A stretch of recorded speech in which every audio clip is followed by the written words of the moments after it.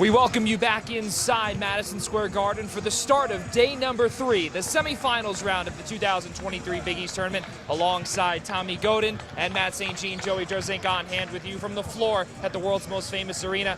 We will start off with the biggest news of the day, though. Of course, this is the second time in just as many days that we have seen a coaching change. St. John's has let go of head coach, or now former head coach, Mike Anderson. This is the second coach, of course, Patrick Ewing just a couple of days ago, Matt.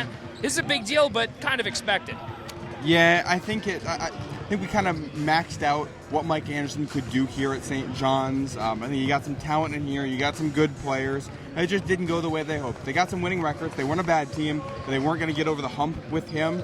I think now it's just time for a new direction. Go for somebody who can take the talent and take it in another direction to get where this team can go. Tommy, you and I were at Finneran Pavilion back in December, and you and I had sat through that press conference where there were some questionable answers from him when it came to, AJ Storr being on the floor for a certain amount of time, and then, of course, kind of letting go of those double-digit leads here in his 4th season. Simply could not hang on, and, again, a 72-70 loss in overtime simply could not save him his job. No, that was inexplicable. AJ Storr was tired when he was the only good thing that was going on for St. John's in that one.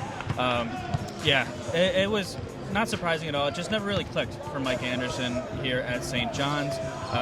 This has to be the happiest that the fan base has been in quite some time. Fresh start for these Johnnies. And it's been a lot of fresh starts throughout the years now for St. John's as they're going to restart this. I know there's the man of the hour, that name that's looming out there for St. John's. We'll see if he does end up coming back to New York City. Well, there's a lot of chatter also that Rick Pitino could potentially be being garnered interest by Texas Tech now, which is a big deal. But again, we'll see if he wants to head down to Lubbock or if he wants to stay up here in New York, where him and his wife are pretty comfortable. But I think we'll definitely have to wait and see what the deal is there in the coming days, of course, as the news continues to trickle in. Okay, fellas, let's break down the second game of the night. It's Creighton. It's Xavier. Tommy, let's start with you. What do you like best about this contest? I mean, Creighton's starting 5 and Xavier's offense. Yeah. I mean, these are I've said it all year. I think this Creighton starting 5 is one of the best starting 5s in all of college basketball, not only the conference. This Xavier offense is potent. Their defense has gotten a lot better. I'm really looking forward to this matchup. What I'm looking for in this one really is how fresh Creighton is. A lot of their starting 5 played a lot of minutes last. I think every starter was over 30 minutes. So it's not great. They don't have great depth, but this is going to be a very good game. Yeah, and it's going to be, if there's one thing that can get tired legs going, Greg McDermott talked about it last night. It's Friday night of the Big East Tournament in the world's most famous arena. If you can't get up for that, what are you doing? This is why we play this sport. So not we don't play this sport, but why the guys out there do it. And it's going to be a high-energy game. I'm looking at Xavier's defense. Sean Miller was not happy with how it went. He looked at DePaul's shooting numbers in the first half and said, if we do that in practice 5-on-0 with no defense, we're happy. But doing that 5-on-5 is not acceptable.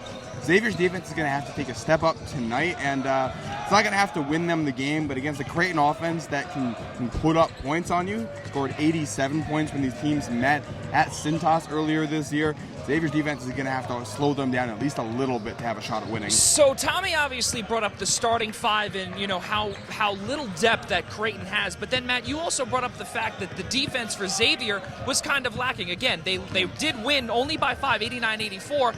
So what do you guys think? Tommy, I'll start with you first. What is the bigger disadvantage here in this game? Is it Creighton or is it Xavier that has the bigger disadvantage? Ooh, that's a great question. I think they're both so even, but I think Greg McDermott is that much better of a head coach. He can get his guys ready for this game as opposed to Sean Miller trying to figure – Sean Miller's not a bad coach, but I think Greg McDermott's that much better. He can get his guys ready for this one. Matt, for you. See, I think the part that we don't talk about there is that Xavier also has a short bench in this one. They're down Zach Fremantle, Jerome Hunter in the starting lineup. He's a very good player, but when he is starting, the rest of that depth it's good. It's better than what Creighton has, but it's not one of the better depth units out there. So when you take that into account, I think Xavier is at the bigger disadvantage.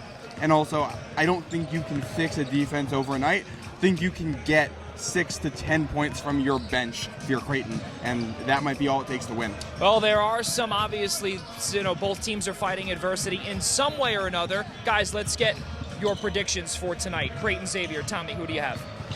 I'm going to completely contradict myself here. I got Xavier. Okay.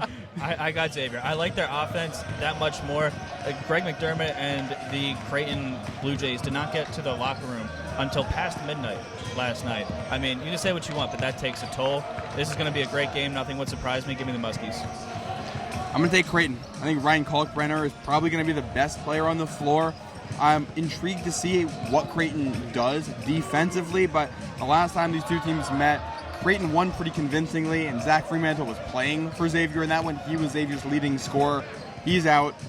Give me the Blue Jays. All right. Well, Tommy did bring up about how they didn't get into their hotel rooms till probably after 1 o'clock. We didn't either, but hey, listen, we're standing up here tall, and we're kind of trying to keep our eyes open, but nonetheless, of course. Got to hit the coffee machine. Yeah, now, Joey. exactly. I was going to say, Marquette, UConn, first game up, 6:30 FS1. Second game, it's Creighton, it's Xavier, 9 p.m. or about 25 minutes after the first game concludes on FS1. Alongside Tommy Godin, Matt St. Jean, Joey Jarzynka saying so long from the floor at MSG. We will see you all after the conclusion of the 2 games here inside MSG, right here on the Eastern Observer and Road to the Garden.